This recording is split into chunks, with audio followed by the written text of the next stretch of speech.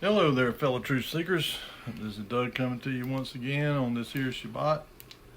I hope all of you have been well and had a good week. I'm going to start out by saying I hadn't been on here the last couple of weeks. I've been about wore out working up there at that shop. I'm trying to get the garage part of it cleaned out and organizing. I've got some shelving I'm supposed to be getting. Done some trading and to get some shelving, and so I'm just waiting on that shelving so I can get all that stuff that's on tables in there, the listed stuff that's listed on our eBay store, get it on these shelves and clear up some room. And because we've been talking about maybe moving into another line of stuff to try and see if we can't get another revenue stream going, something that doesn't take a whole lot of work. And one of my brothers on here, Hitless Gaming, kind of put the idea in the back of my mind. He has a laser engraving system that he does engravings and stuff, and I've been seeing all these people on YouTube, with the 3D printers, and so I've been thinking, well, that's pretty cool. It's basically what they call additive manufacturing, and you can start out doing it relatively cheap. I mean, they got 3D printers that go from like $200 or $300 up to tens of thousands of dollars, and even machines. I seen one. It's a company out of Massachusetts, I think, is where they was from, Waltham or somewhere like that, Cambridge. And they make these machines, of course, that are geared towards the aerospace industry. But these machines can take and make metal parts, and they make parts that are absolutely impossible to make any other way.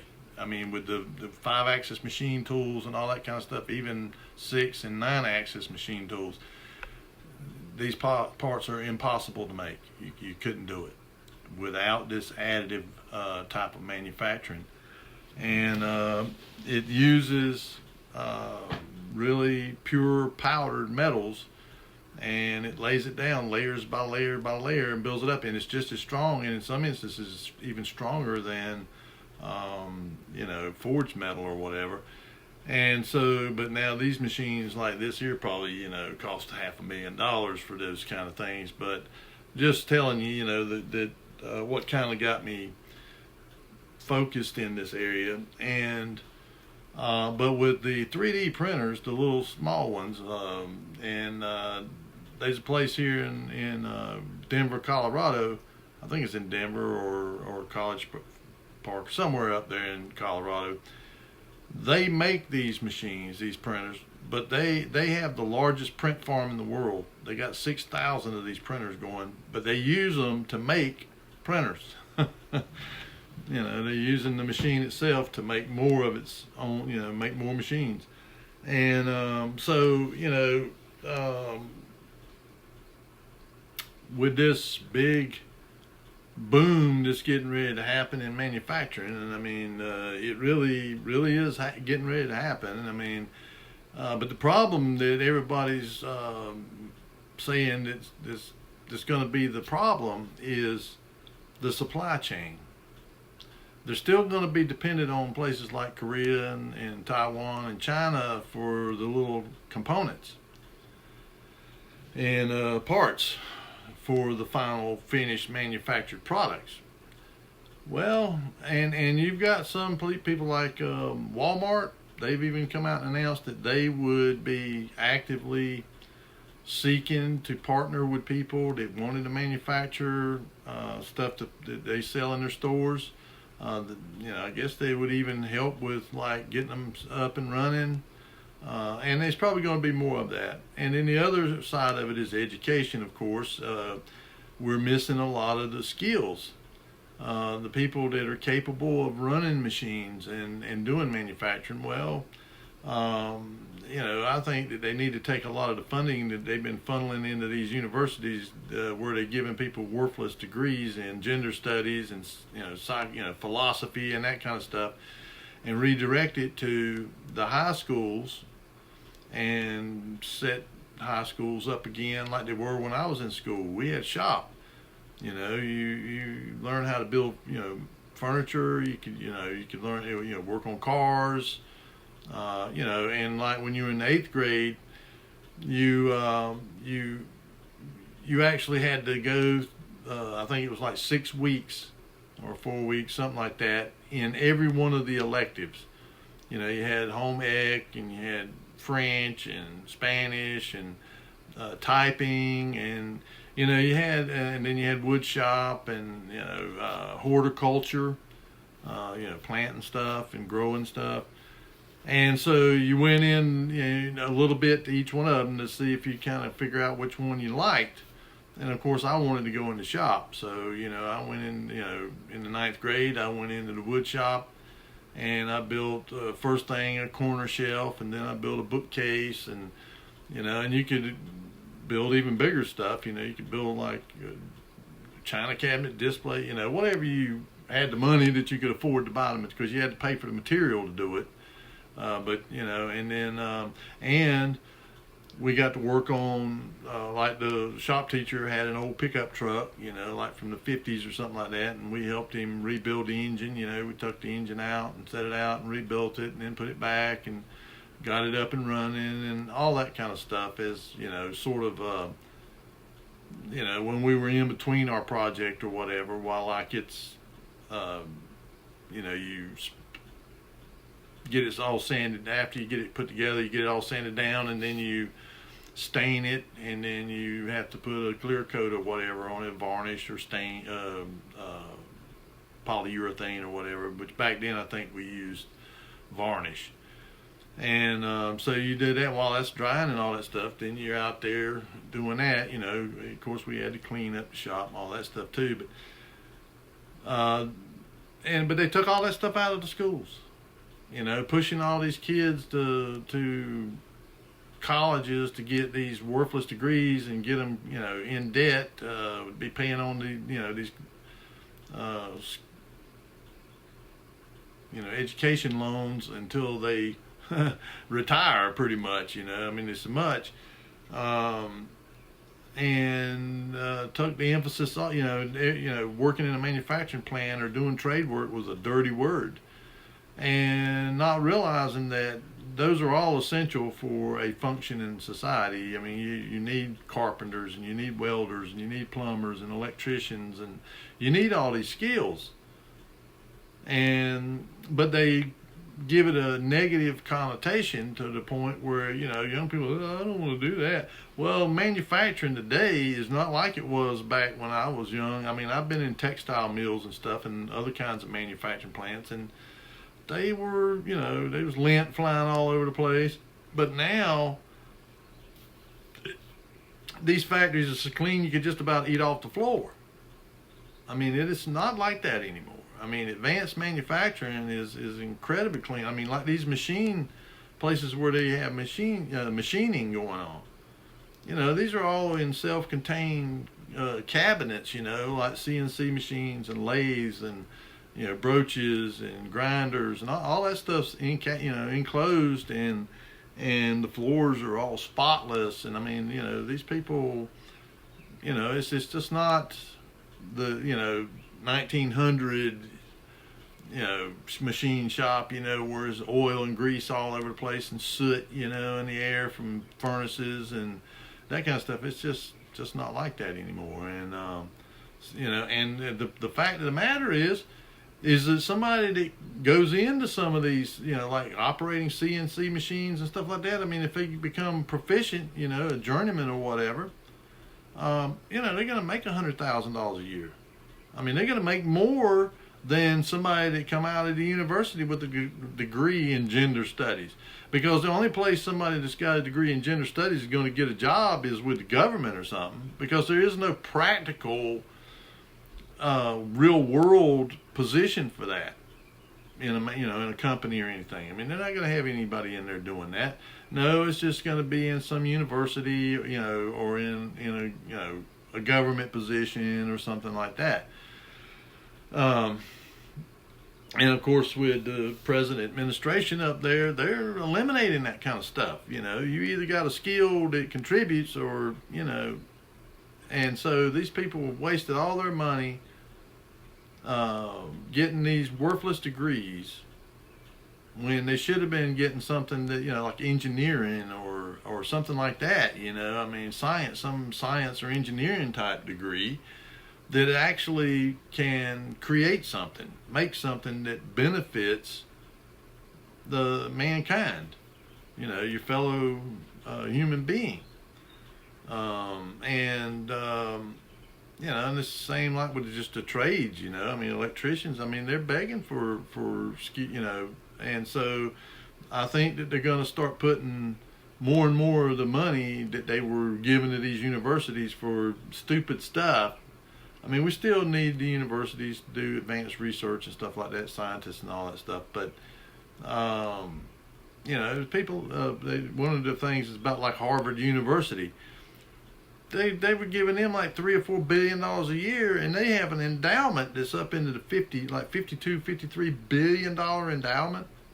Why are we funding? I mean, I could see the government saying, okay, we need to find out how to make a better, airplane, a better wing or a better engine or whatever on a plane. We'll give you so much money, to do these studies or whatever, in your metrology lab or, your aerodynamics lab or whatever, but just wholesale handing them out billions of dollars for them to just do whatever they want to with it, that ain't really, getting directed towards stuff that's critical to our national security, critical to our economic health. I mean, that kind of thing. I mean, putting it towards DEI and all these woke stuff, all this woke agenda.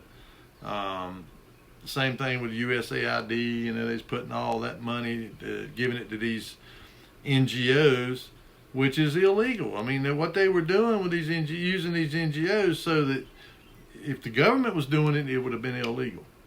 But because they were giving the money to these NGOs and they're doing it, it's not illegal. And what were they doing? They were, transgender, teaching people in Bangladesh, transgender aerobics, or some kind of really loony stuff, and not only that, but telling these governments in these small countries, that you either do this or you don't get no funds. Pushing this transgender and the LGBTQ agenda, along with Planned Parenthood and all these other radical abominations that they've been pushing, with our tax dollars paying for it. And so, I have no problem with tax dollars being used to educate kids in real world skills, real world, not only that, they need to be teaching them about finance, how to manage their finances. They don't teach them anything. They don't even, at least when I was in school, they taught you about writing checks and, having a bank account and, the fundamentals of economics. And so, they need to get back to that. But see, they don't want, there's a group of people, the elitists, the controllers. They want us to be ignorant about all that stuff. They want us to be ignorant about how to they don't want you to, they want to eliminate the middle class. They just want us to be a bunch of low class, uneducated drones. And what they call jellyfish or worthless eaters, because everybody does not aspire to be a multi-billionaire or run a multinational corporation. Not everybody's built that way. Some people like working with their hands. creating things, making things, or fixing stuff, repairing stuff. And I don't see any problem with that. I mean, it's honest work.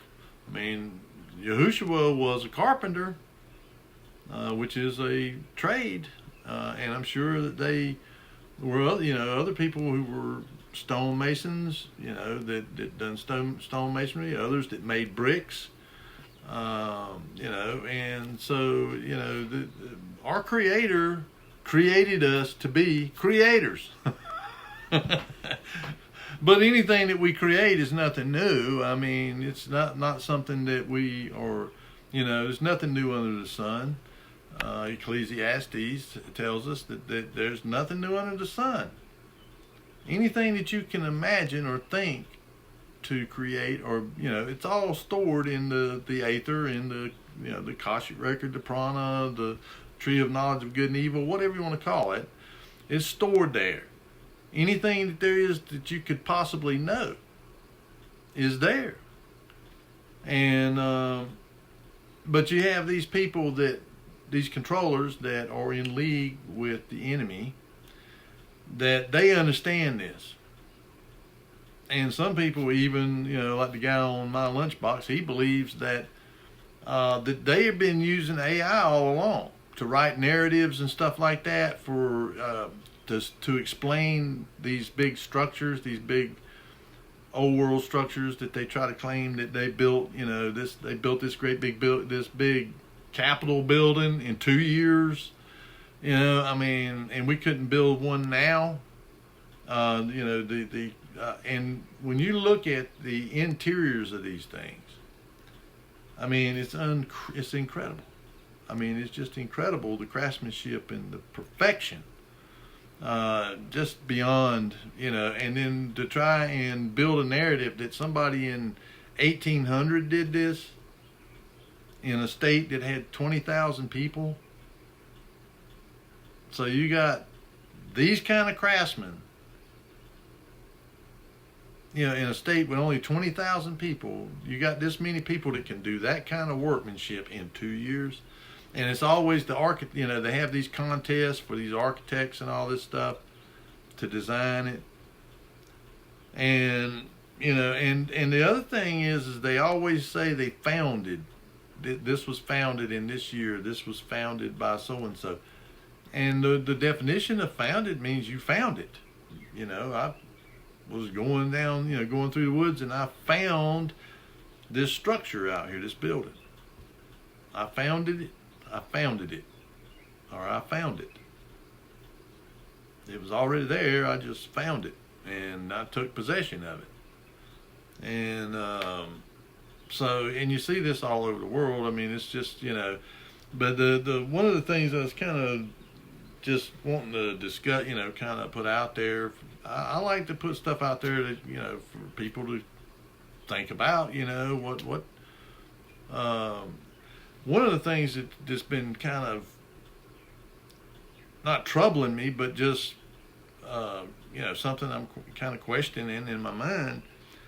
Okay, I've always been led to believe that the millennial kingdom was the seventh day, the day of rest.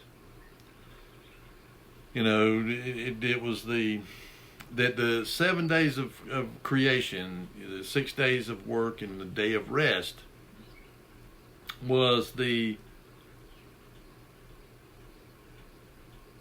similitude, or the type of the history of man, from the fall of Adam to the restoration by Yahushua, the millennial kingdom, which was the seventh day, the day of rest.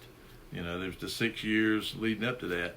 There's 1,000 years, because it also tells us that a day with the Lord is as 1,000 years, and 1,000 years is as a day. Because time really is irrelevant to an immortal being. The timing is really there because he had a plan. He plans this out, that this is gonna happen in this year, and from then on out, up until this point, there's going to be a restoration and the culmination of all things. Well, if the millennial kingdom has already occurred, it occurred at 70, the tribulation was in, excuse me, the tribulation, the Great Tribulation began in 70 AD, and the destruction of the temple and the destruction of Jerusalem and all of that. And then, according to Josephus and Tacitus, they saw chariots in the sky and horses and, battles going on. And so the end, and then the ending, the climax of the Great Tribulation. Then the millennial kingdom. There was a resurrection. There was a resurrection of the dead in Christ. There in the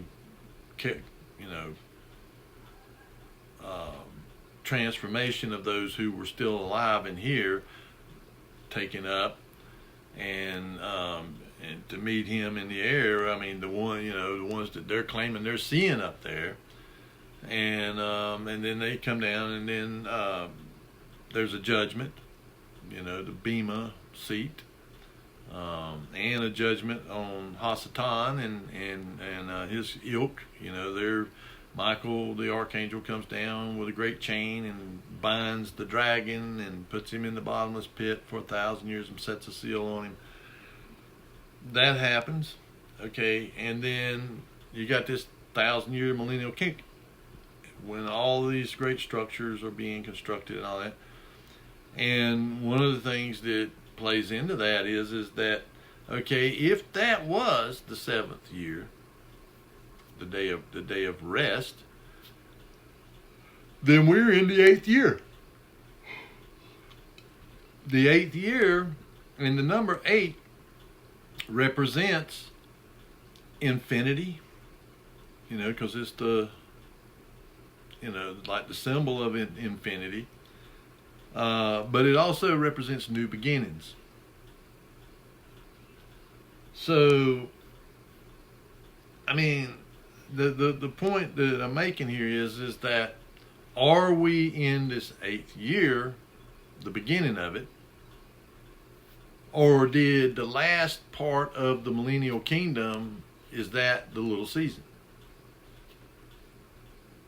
In other words, there was like 3 seasons of the millennial kingdom, and then there was a little season, or the last quarter of it or whatever is this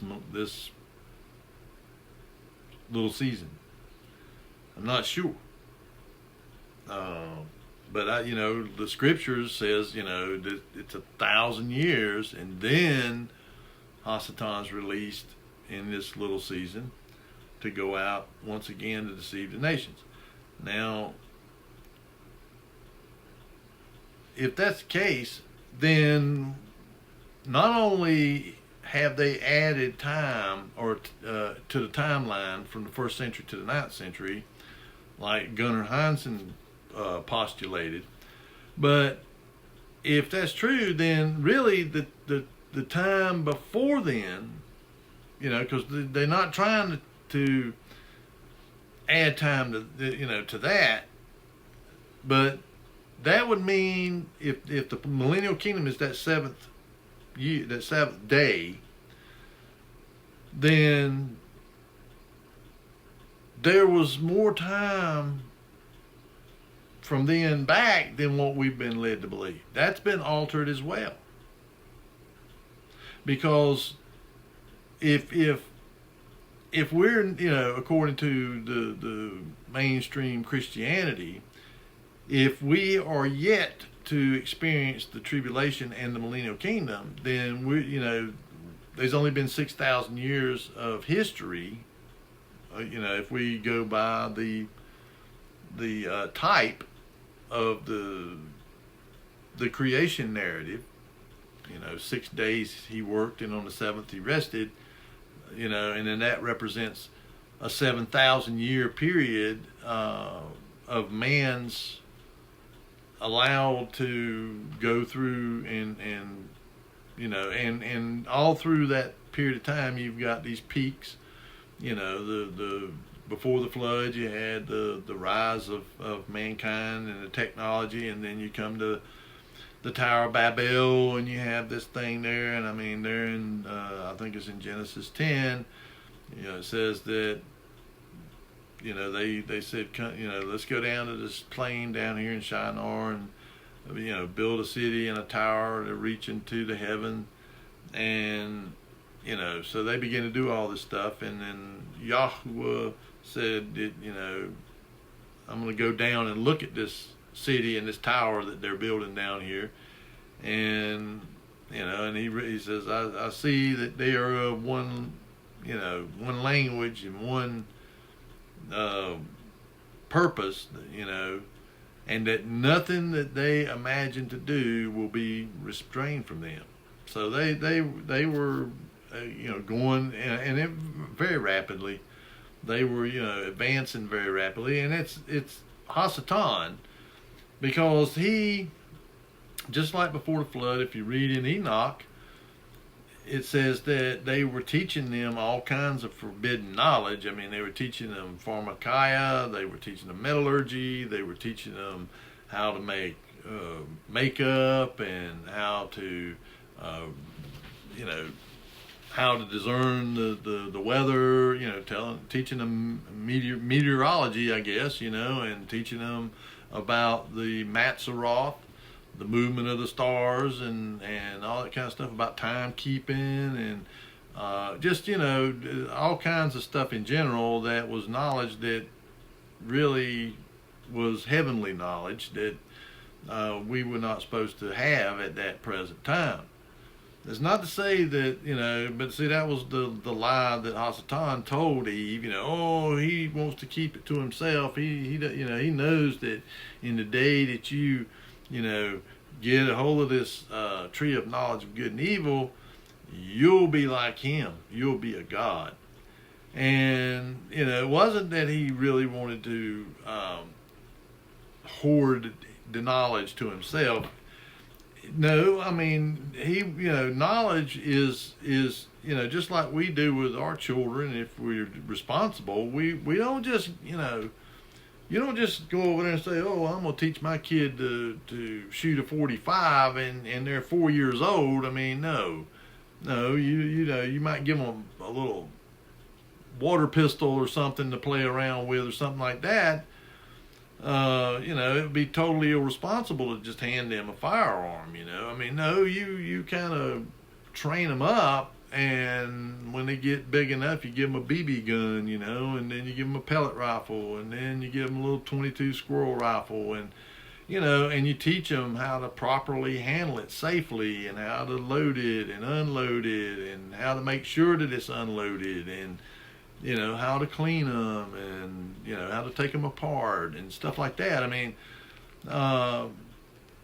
as you are older, well, you got to consider that Adam was like a little toddler. I mean, he was created, and when, with an operating system that he was aware and, knew that he was, alive and all that, but he had no real knowledge.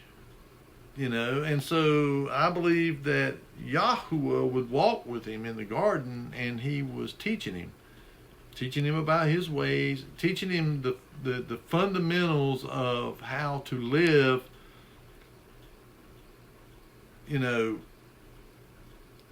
in harmony with his creation, without having violence and without having wars, and having love and peace and tranquility. I mean, learning those things. And he put him in a garden, because there's a lot of things you can, I've worked in gardens and grown things and all, and there's a lot of things that you can learn working in a garden. I mean, that you normally wouldn't equate to other things, but they can teach you things. And so that's probably why he put him in a garden, because it was a place to really get lessons about living, by working with living things, living plants. And, and so it wasn't that he wanted to withhold the information and knowledge from him. It just that he was not ready for that kind of stuff. Because, unless you understand how to handle that kind of power and that kind of knowledge, you have what we have.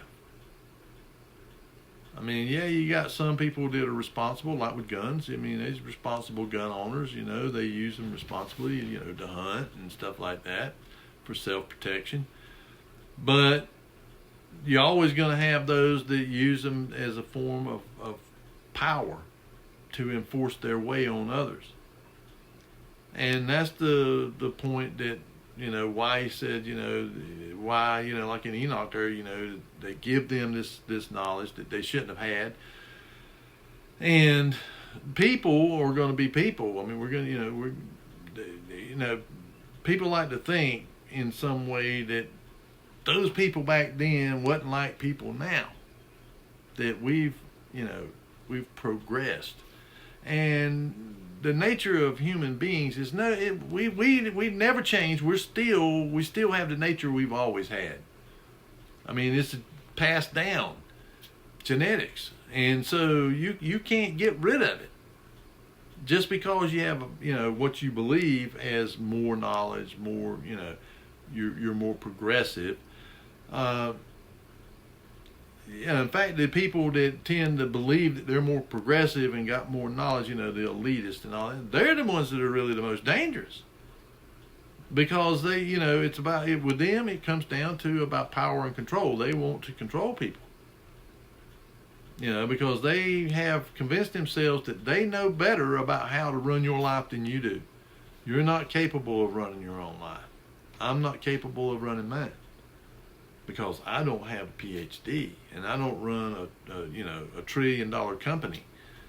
So obviously I'm just inferior to them. And so those people are really dangerous. And they're the ones that always tend to wind up leading us down the path towards destruction. And I think that in truth, that they are in league with the fallen ones. They and some of them may even be fallen ones, or may be hybrids, Nephilim. It's hard to say. I mean, when you listen to Paul, when he talks about entertaining strangers, and treating them right, because you never know when you are entertaining an angel unaware. I mean, they can appear like humans. I mean, we don't really know for sure what their true appearance is, but we know all throughout scriptures they always appear as human beings. There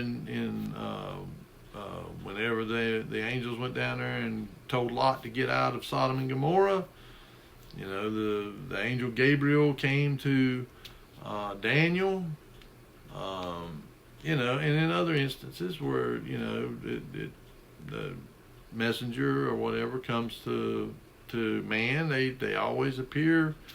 Whenever Joshua was when the people had went and attacked Ai and got their clock clean because they did not consult with the Father first, and they lost, and he was down on his knee, down on his ground, his face on the ground, weeping about it.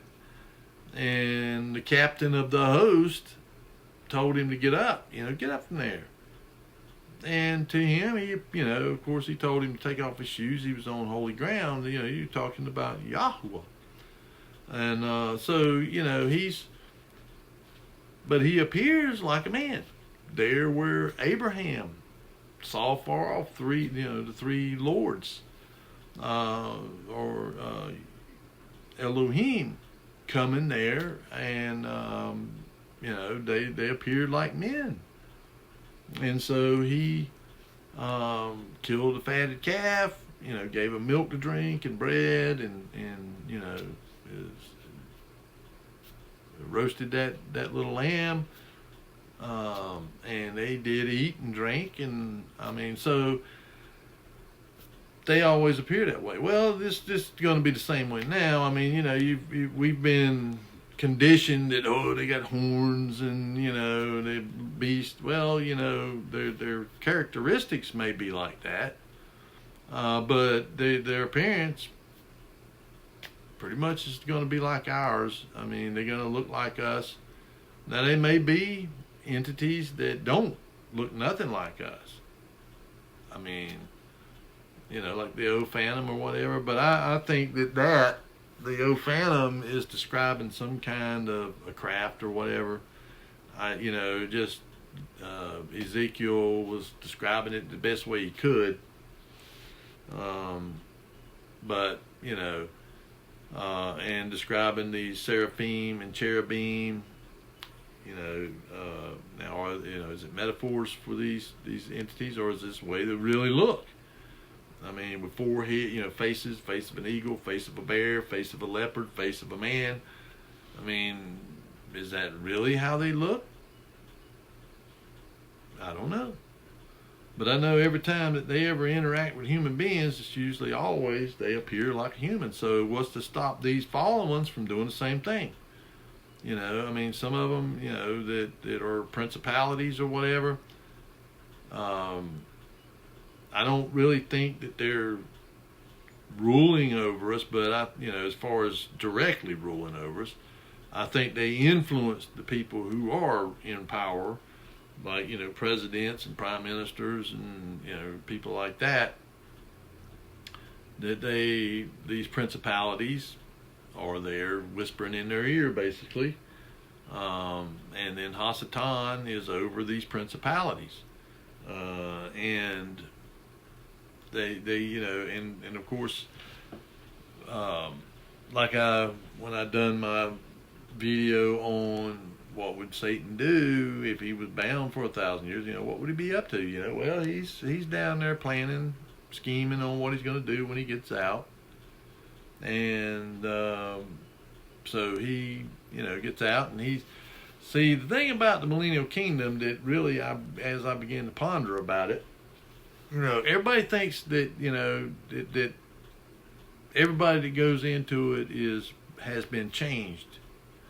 That they no longer mortal anymore, but that's not what it tells us. The scriptures doesn't tell us that. The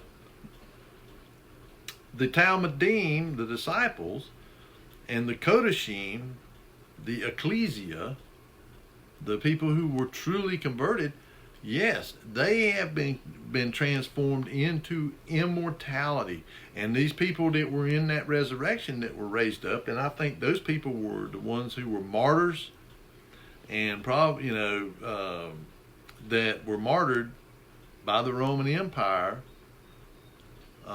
And when you look at what it talks about there, I think it's in Revelation chapter 17, the harlot riding the scarlet-colored beast. That scarlet-colored beast was Rome, and that harlot was Israel. And because if you listen to what's there in the book of Acts, Paul and Peter, they going around and they go to these synagogues, and them Jews, they stir everybody up. They stir everybody up against them, and they stirred up the Romans against them, because to begin with, the Romans had no problem with Christians. It's like I said before with the Jews. They didn't really have no problem with the Jews. They didn't care what you worshipped or did, as long as you done it peaceably, that you didn't revolt against Rome. And so the Jews began to stir the Romans up against the Christians because they called Yahushua their king, and told them, oh, you see, they got a king beside Caesar. And like with Paul, whenever he finally ended up going to Rome, that's what they done. They turned, even though he was a Roman citizen from Tarsus, the Felix and that other guy, they were planning on letting him go. They would have let him go. but he had appealed, and the appeal was already done, filled out or whatever. And so, like politicians everywhere, I mean, once something's kind of gotten into the machine and moving through the machine, there ain't no getting it back out. It's got to go play out. And then he, finally gets to Rome. Well, Christ had told him, you're going to go first to Jerusalem, and then you're going to go to Rome. And of course him and others, they went over, the whole earth. I mean, he told him, said, you will, preach the gospel to the whole earth. And I talked about this previously, about where, when you read there what it says about the Greeks, that they ruled the entire earth. And so did the Romans. They were over the entire, and that's the reason, like a lot of these Greco-Roman buildings, they're all over the earth. They're everywhere. And there's a lot of other kind of structures too, like down in Mesoamerica and all, I mean, there's all them pyramids and, the structures and stuff. But, some of them is, I think some structures go even back all the way to before the flood. Some of them managed to survive the flood, or were buried in mud, got buried, and then over time the rain and the wind and all that uncovered them, just like the pyramids over there in Egypt.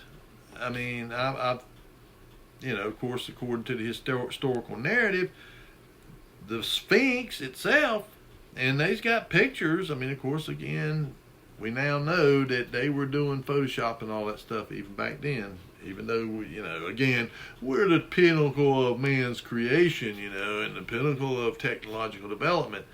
So you got people that are never going to accept that kind of stuff could have been going on 100 years ago or 200 years ago, that the technology and the knowledge was already available.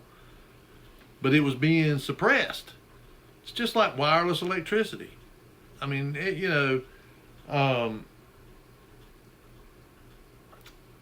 pretty much, a lot that, it's more and more people are coming to realize that wireless electricity is absolutely possible. I mean, when you think about it, the earth is radiating energy. I mean, there's energy all around us. The natural energy that comes from the earth and from the magnetic mountain and the aether going around. I mean, the Schumann resonance and all that stuff.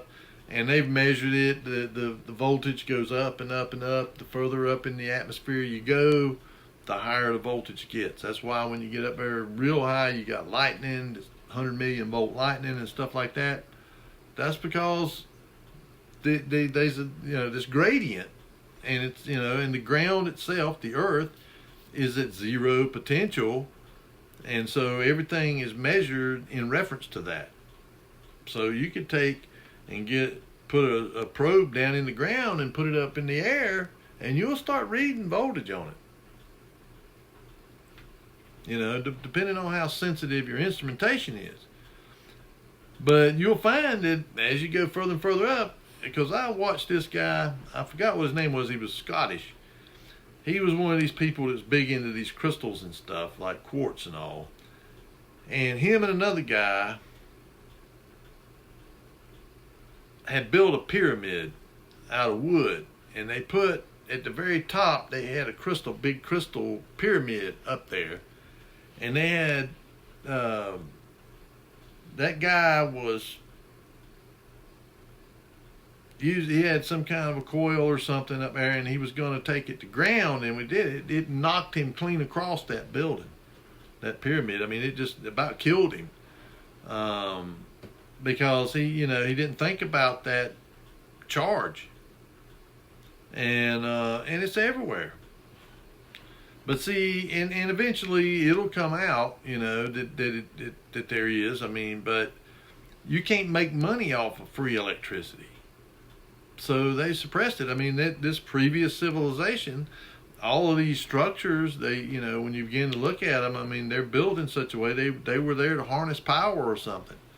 And some people believe that, like these cathedrals, like that, what they got called cathedrals over there in Europe and places, and even here in the United States, like St. John's Cathedral up there in New York, that they were meant for healing. That they were designed in such a way that, and they had these pipe organs in there. And you know, they've took a lot of these pipe organs out of these places, and the bells. They took the bells out from everywhere. When I was a kid, you know, you used to hear them ringing all over the place. Not anymore. They banned it. And in World War II especially, I mean, they went, and, you know, over there in Europe and all, they took them all out. And said that they needed them for the war effort or whatever, to make metal, you know, melt them down and cast them into something else. But that some of these people, when they began to study these great big structures, that they appeared to be some kind of, you know, they could resonate. They had acoustical properties and energy properties. That these spires, that they're antennas. You know, and they you know, they have these old photographs and stuff of them airships docking up to these spires. And they were collecting energy to keep the airships flying or whatever. But they said, oh no, that was just a docking station where they could, you know, dock and unload. Well, you know, it wasn't. I mean, when you look at them things, there ain't no way for anybody to get off of them things up there. No, they were just able to go up there, and they had some kind of a little, you know, socket or something that grabbed a hold to the top of that ball on them spires. And they just sat there, and it charged the batteries or whatever kind of mechanism that they had for powering those airships. And and it's kind of funny. I mean, if you really get to digging into this stuff, where like in the bigger cities like San Francisco and Los Angeles and New York and others, St. Louis, where they had electric trolleys. And all of a sudden, they went from being electric to pulling them with mules and stuff, horses. And of course, the theory is that they broke down and they didn't know how to fix them. They didn't understand the technology. And Tesla, where they give him all this credit for having invented all this stuff, really didn't invent it. He reverse engineered it. He was reverse engineering this technology. He was smart. I mean, no, I'm not taking credit, you know, or taking away, you know, his achievements. But he was just really reverse engineering stuff that was already here. Like that power plant up there on Niagara. When you see the early photos of it from around like 1895, 1898, along in there up to, I don't know, 1910, 1915, they, you know, saying, oh yeah, we built this, and it looks old. I mean, these buildings and structures look way old. So if you just built it, why does it look so old? I mean, you know, so this is the kind of questions that got me really going down this path. You know, I mean, you know, people asking these questions, and then I began to ponder on them and ask the same questions.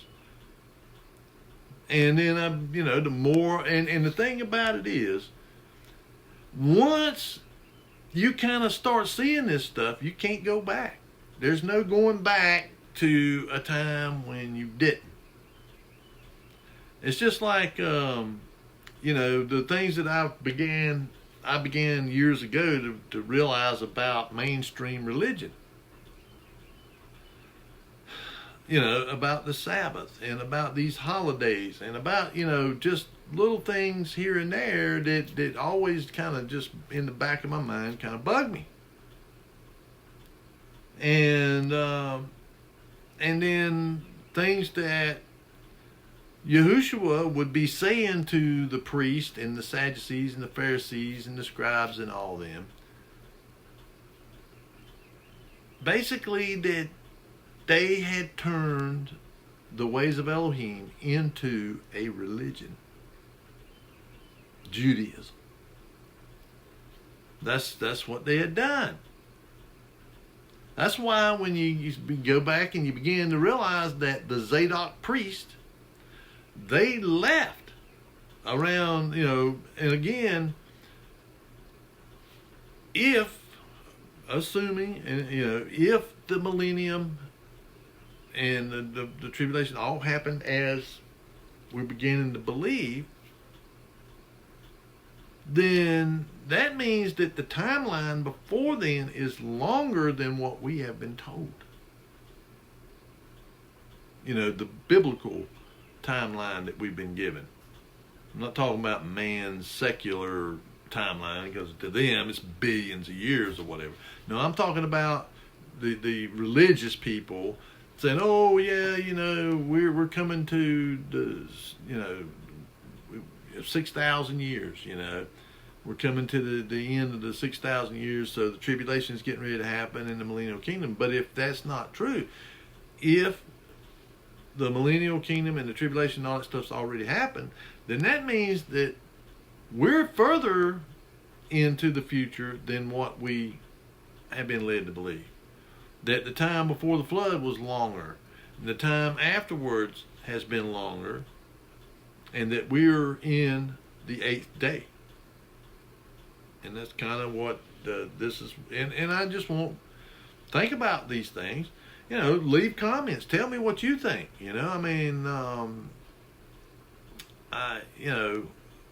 I like to hear what other people have to say about it. That's why I bring up some of these things, because it's the kind of stuff I want to get people to thinking about. Not that it really makes a difference in your salvation. It doesn't. But truth is the thing here. It's about truth. And if you're continuing to believe something that ain't true, then you're in error. And you're going to still be in the delusion. The strong delusion. And so, in order to, I believe, get out of the strong delusion, you have to embrace truth 100%. And wherever it leads. And of course, for some people, it rocks them. It rocks their paradigm. They can't, they don't want to give up the beliefs that they've had their whole life. I mean, it's just so contrary. And so they stay in the matrix, stay in the delusion or whatever.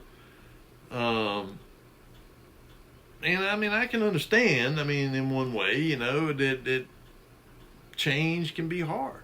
It can be, it can, excuse me, folks. I don't know why I'm yawning so much. I slept pretty good, but, so, when I began to come to these conclusions, like I said, this has been 25, 30 years ago when I began to question about the Sabbath and question about Christmas and Easter and, and other things that just didn't go along with what the Scripture says. That churches were, that was part of their doctrine. But it was their doctrine. It wasn't the doctrine of Christ. It wasn't the doctrine of Scripture. No, it was their doctrine.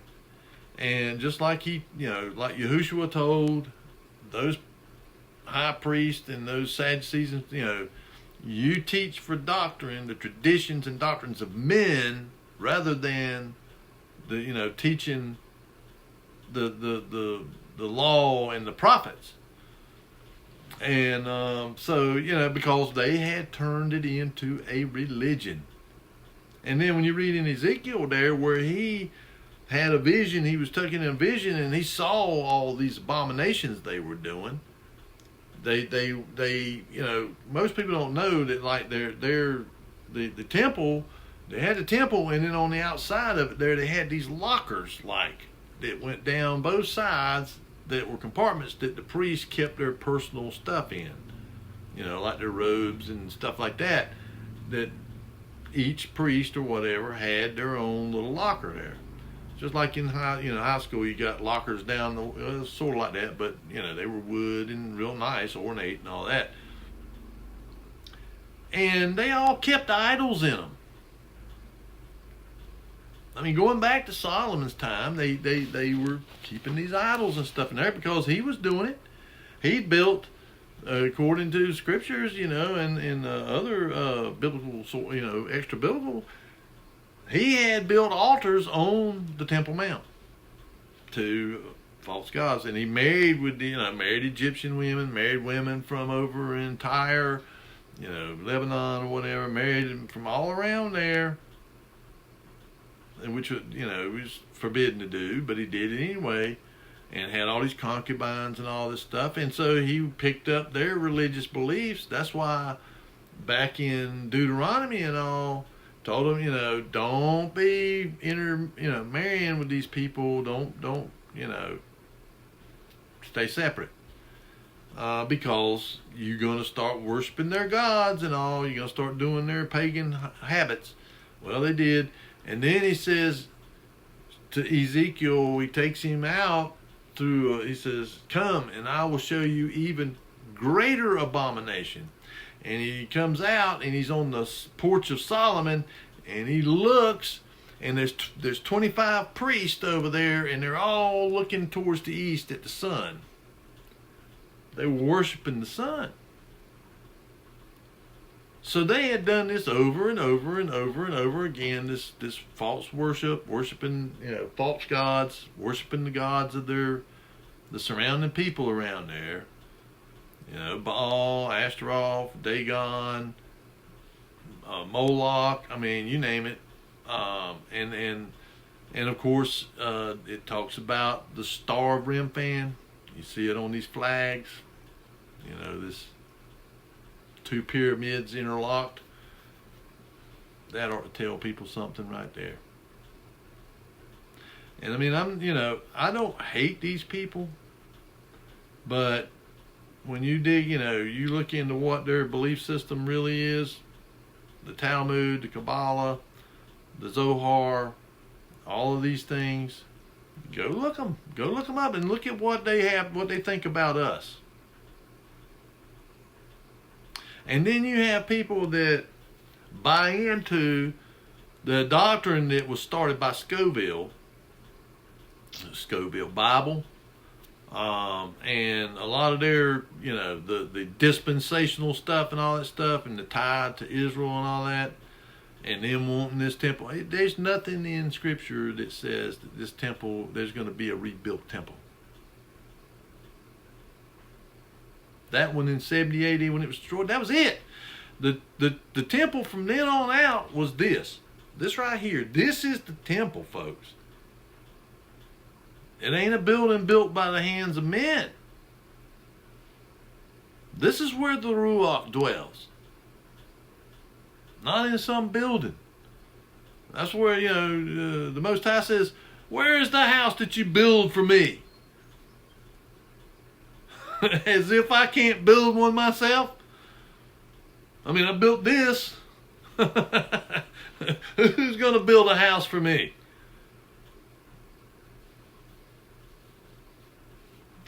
It's just, that's all a part of this satanic deception. All of it. That's why I keep saying that everything that we have been told, everything about time, everything about these structures, everything about religion, all of it, and that's why this here is so critical. That's why it's so critical to really study this and seek the truth, because the Ruach has to open your eyes and your ears to actually see it for what it's really saying. That's why it says to the lost, this is foolishness to those who perish. because they can't make heads or tails out of it. It's cryptic. But in reality, it's not. The problem is with us. We're spiritually blind and deaf, and we have hearts that lack understanding. And so whenever we come to that point in our life where we're really ready to wholeheartedly receive the truth, then he begins to bring it to us. And sometimes it really can be hard to take, to come to terms with, but we have to. We have to do that in order to know the truth. And I mean, you can't want part of it, not want it all. And sometimes it's like I say, you've been taught something all your life. You've been going to church all your life, and they taught you. I'm a prime example of it. My way of understanding has been being modified all along, and it's going to continue to be, because more and more things are I'm being made aware of. It's the truth. But that's because I want to know the truth.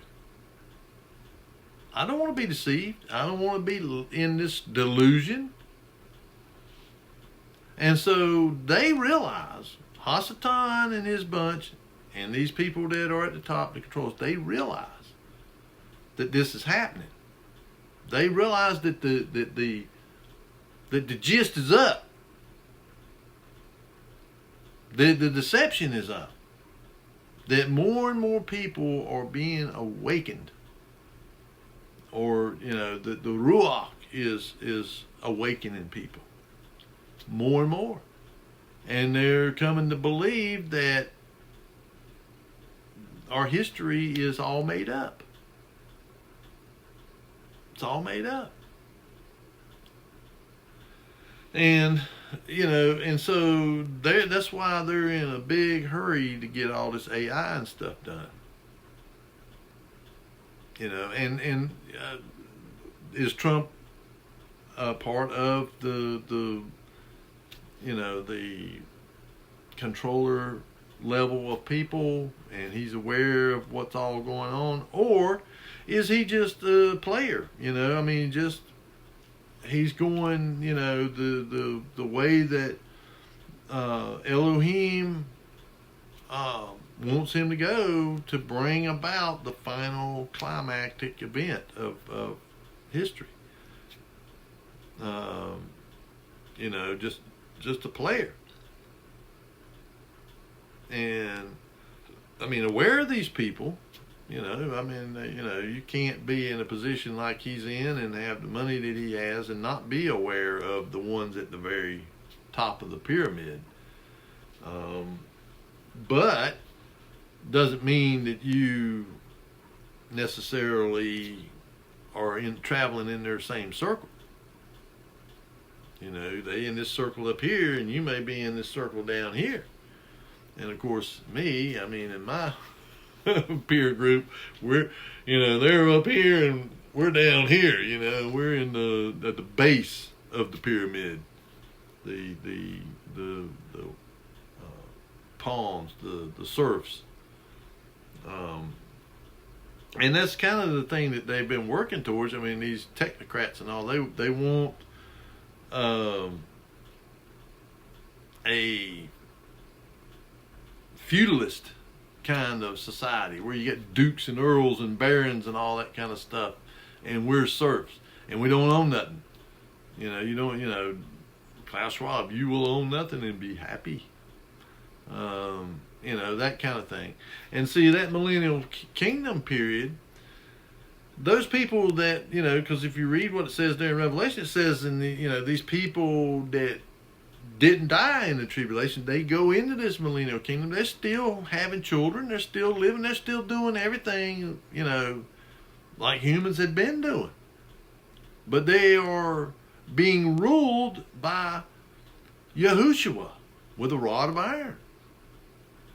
And people receive healing, and the earth is purified and cleaned of the stuff that the Romans and all them were doing over the face of the earth. Because I really, again, when I began to, think about these things. I think they were at a level of technology and capabilities that we're not capable of even yet.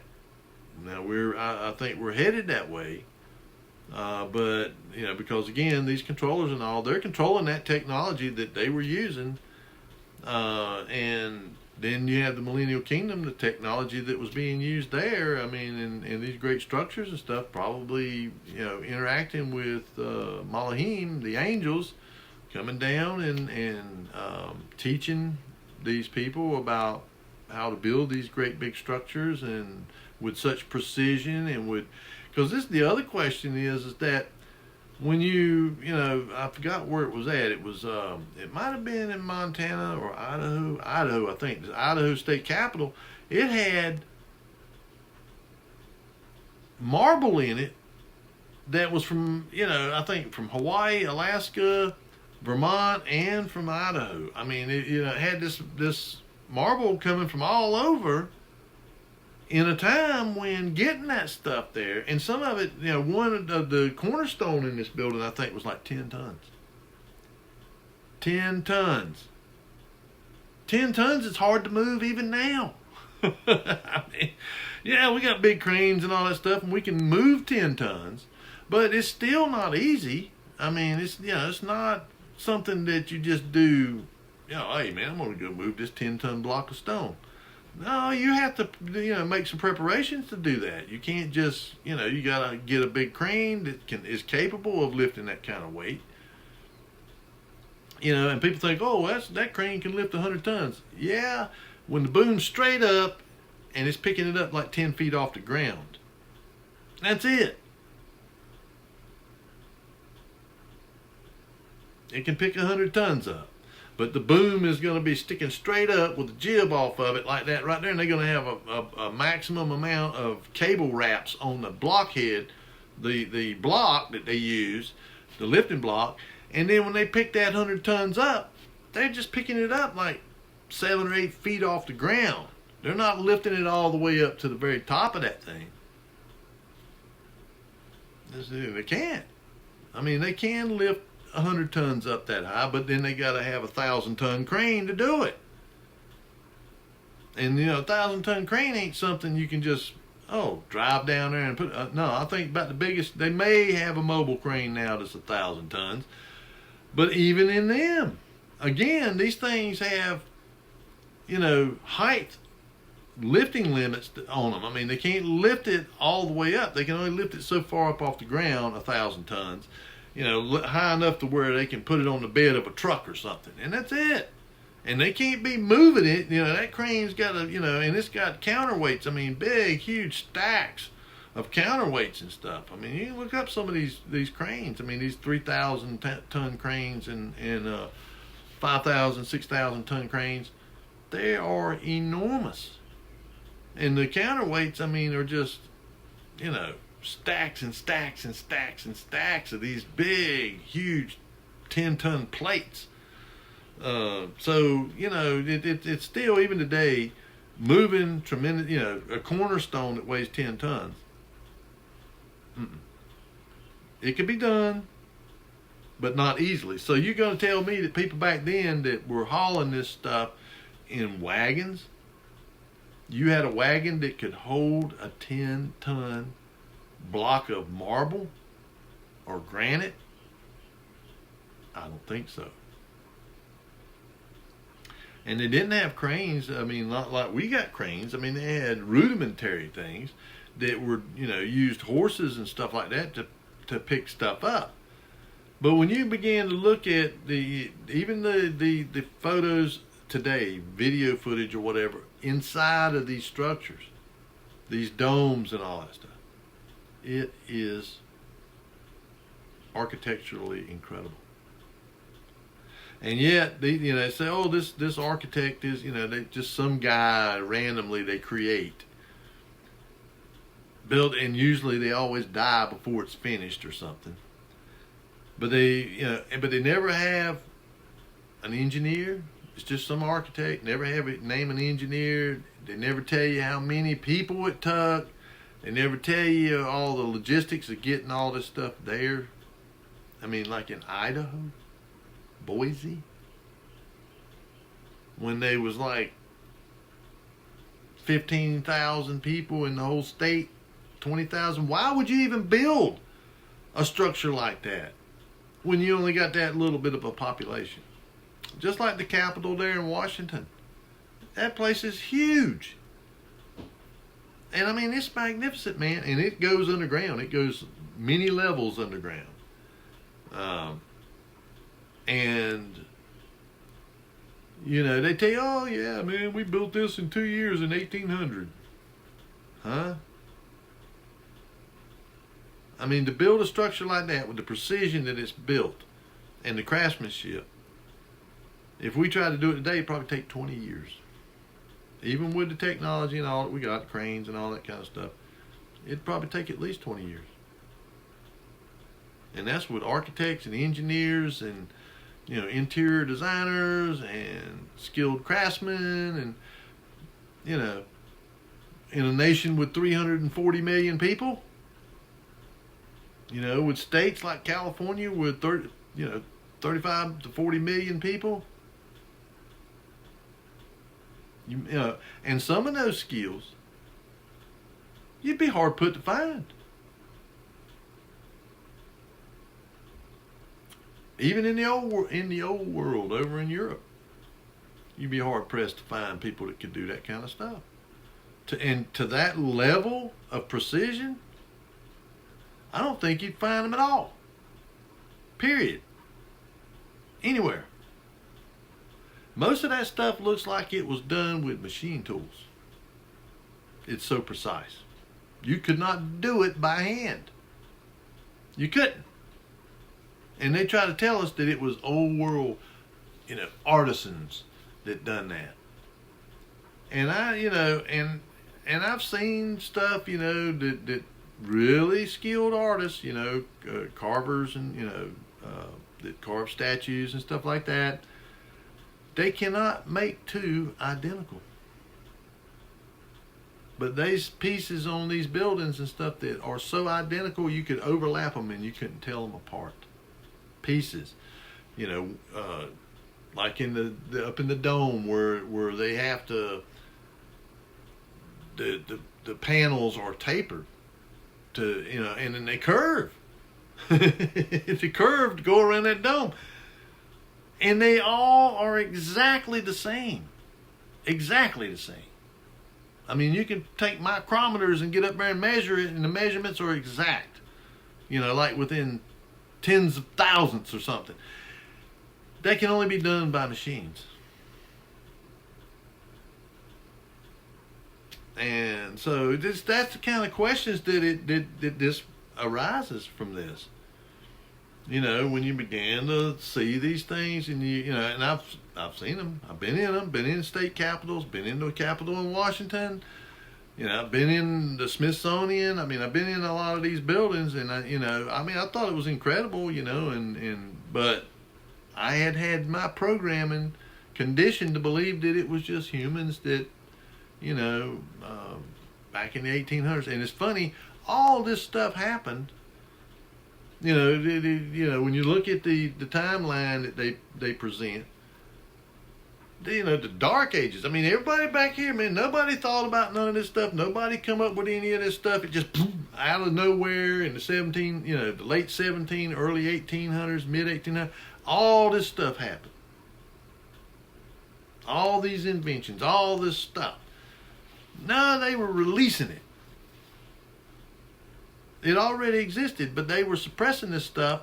And then when the reset happened and they began to move, then they started slowly releasing it, and you know, and they collected money off of it.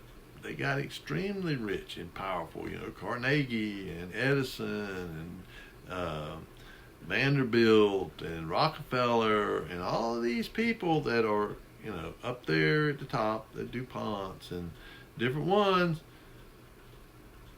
they were given this stuff because they were willing to go along with the program. And so, I don't know. I mean, I just think it's kind of fascinating. Uh, and so, if we are in the little season, then that means we're in the 8th year.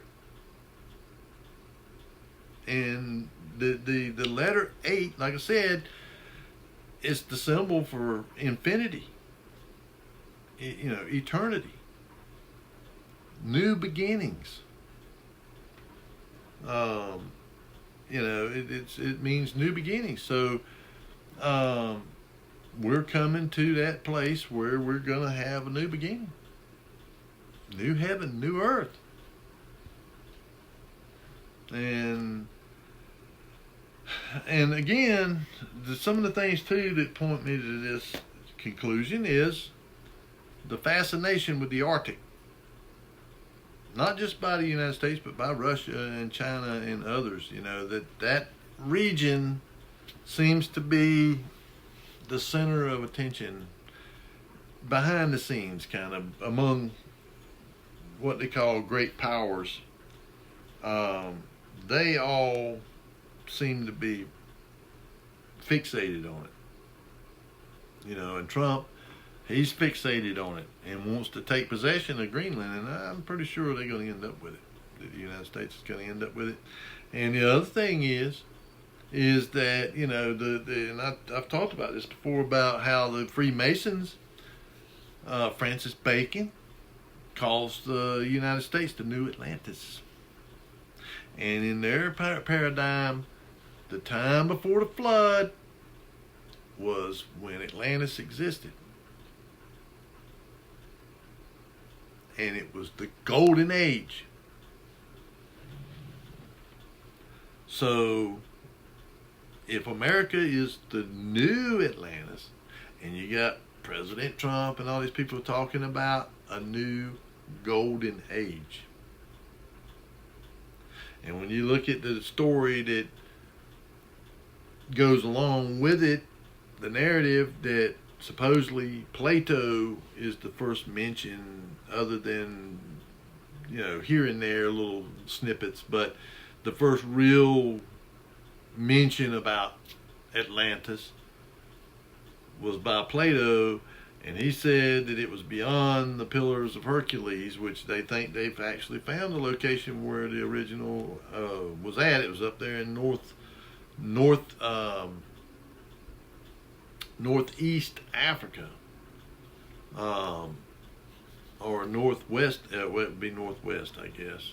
Yeah. Well, anyway, up near like where Sudan and Morocco and Libya and Egypt. There's a mountain chain that goes down like Morocco and Libya and like Morocco, Libya, Egypt. They're right up here, and then there's like a mountain range goes across here, and then right there below that mountain range, right in there, is where they believe that there's these concentric circles there and all this stuff. Looks like there was places for water at one time. Anyway, that Poseidon, the god, Poseidon had 10 sons, Nephilim, and they ruled 10 regions of the earth, and Poseidon ruled from Atlantis. And this New World Order system, I've seen depictions of the United Nations map or something, that has the earth broke up into 10 regions. Is that significant to the new Atlantis? We're going to see the return of these gods, just like they did back then, the Watchers, coming back down here. It would kind of seem that way, that if we're coming to the end of it and they're going to go up against the camp of the saints and the holy city, then it would seem to me that Satan and all his minions, the other 1/3 of the host of heaven that fell with him, plus the demonic entities and all that stuff, plus Nephilim and all that stuff, that they all going to want to join together and go and, all at one time, because they know they're coming to their end. That this is the grand finale for them. And so I would say they're all going to be, they all be involved and go up against him there, to try to lead mankind to its final destruction, and I think that's part of the reason why we're having sort of this awakening, this waking up to these things, is so that we can be informed to make the right choice. Which side we're going to go with. What side are you on? And, and you have to have the truth, you have to have the knowledge and understanding in order to be able to make that choice. And so that's and for the people that don't really want the truth, that want to remain in their fantasy world, their world of delusion, they're gonna meet their fate, and it ain't gonna be, it's not gonna be nice. And so I think that's kind of where we're at, and the more I investigate it, because I kind of try to do a little digging each day, I can't spend all my time doing it because I have to live, work. That's why I was talking about trying to come up with a new stream of energy, because like with these, 3D printing and stuff like that right there, because we still have to survive, work and provide for our families and all that stuff. Our Creator expects us to work. But I wanted to have something like, because I've seen where they talk about lights out manufacturing, where you go in there and you program these things to start making these parts. Yeah, you need to chill out, girl. Tiny Boo, she's in heat and she tries to get out every chance she can, but we got her scheduled to be spayed here shortly. And her and one other one, and then that's it. We ain't gonna have no more kittens. But yeah, it was something that you could go program, and it'll be building these parts, and you can daisy chain them. You can buy more than one. You could have like 50 of them if you wanted, and you can just have one computer and have them networked. And you just once you come up with your design, you just hit the button, and it sends it to each one of them, and you can have 50 of them there making the same part, or you could have it making, hey girl, there must be a tomcat around outside somewhere because she's really going off. But anyway, so I decided what I'm going to do, because you can get them, like I say, relatively cheap, because I'm going to see if I can, teach the old dog a new trick. Get one and get a laptop or something, and practice on it, learn how to do it.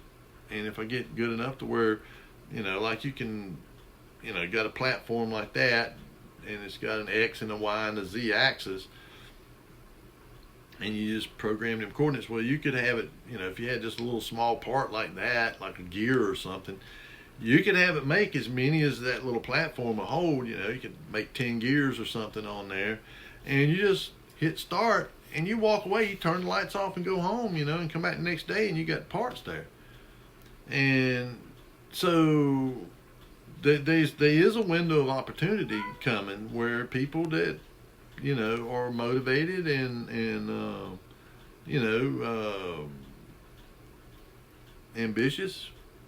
Of course, I'm kind of getting old, but that's kind of something, it ain't like I got to break my back, because Becca makes sure I do enough of that.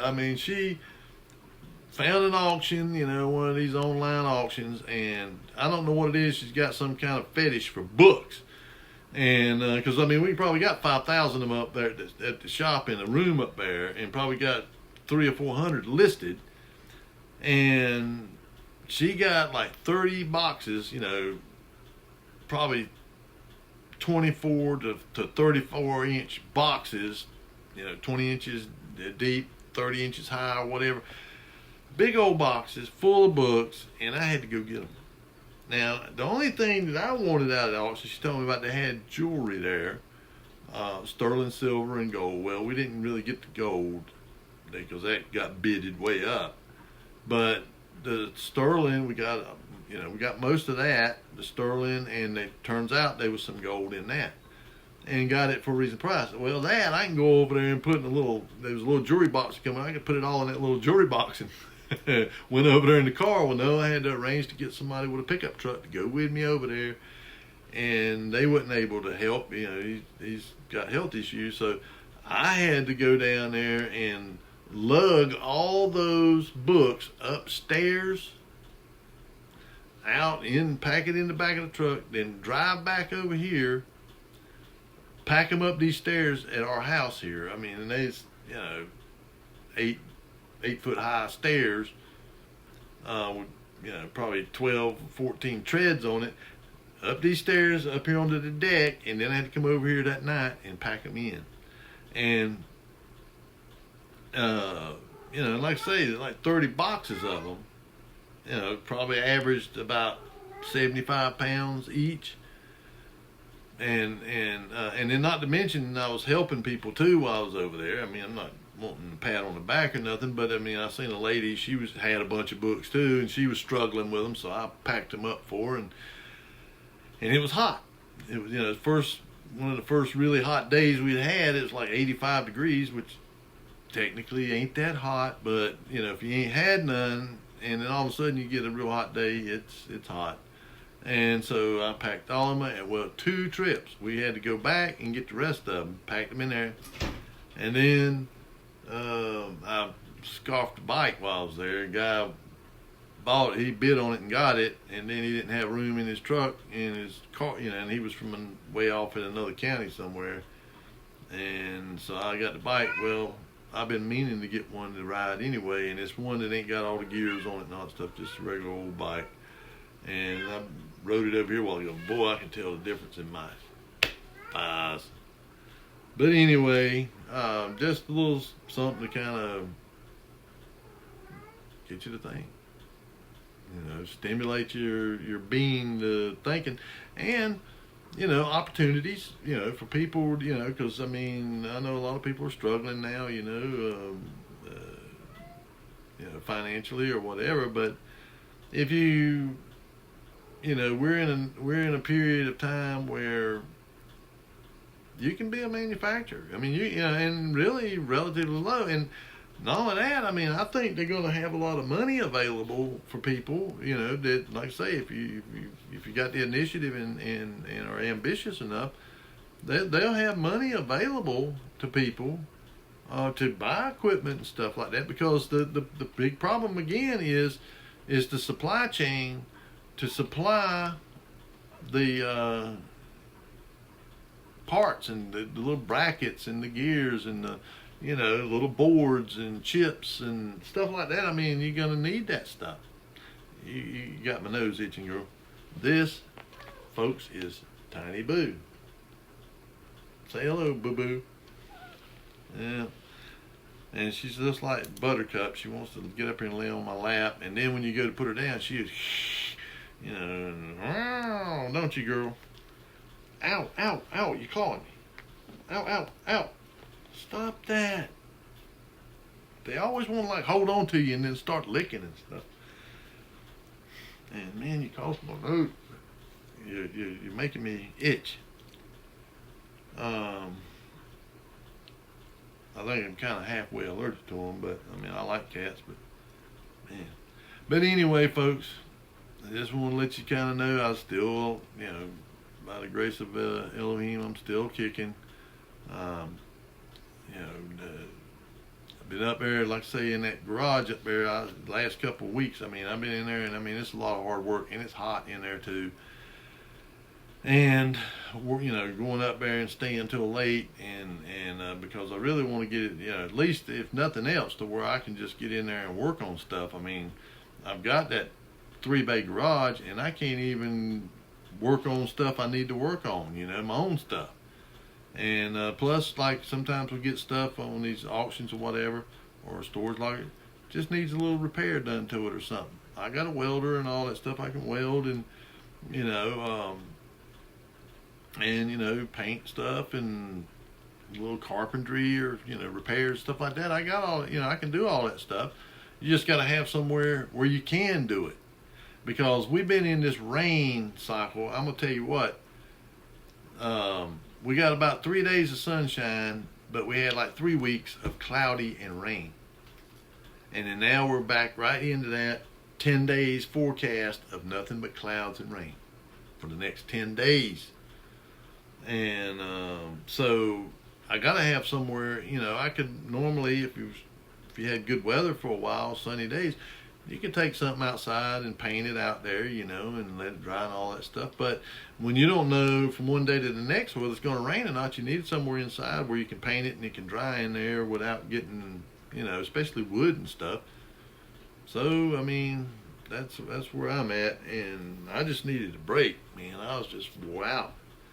And so, I was even kind of debating today because, like I say, humping all them books and all that took it out of me too. I mean, by the time I come over here that night and packed all them books from out there on that deck in there to that back room back there, I was about, to my end. If I'd had to get, if there'd have been any more out there, I don't know if I could have took them in there. I was just whooped. And so, but anyway, enough of my belly aching. I love you folks. I appreciate you watching, and like I say, leave comments, let me know what you think. What do you, are you familiar with some of this stuff? You looking into it, doing you some research, and I like to hear, and if you are inclined to subscribe or whatever, that's fine. You subscribe, strike the old notification. If YouTube will put it out there, because from one week to the next, you don't know what they're going to do. And same thing with like eBay and all the rest of these platforms, man. You just don't know, but terms of service and all that kind of stuff. But anyway, I love you. I hope you all be blessed and have a good week. And I'll see you again on the next Shabbat if Yah was willing and I ain't wore out. Goodbye, folks.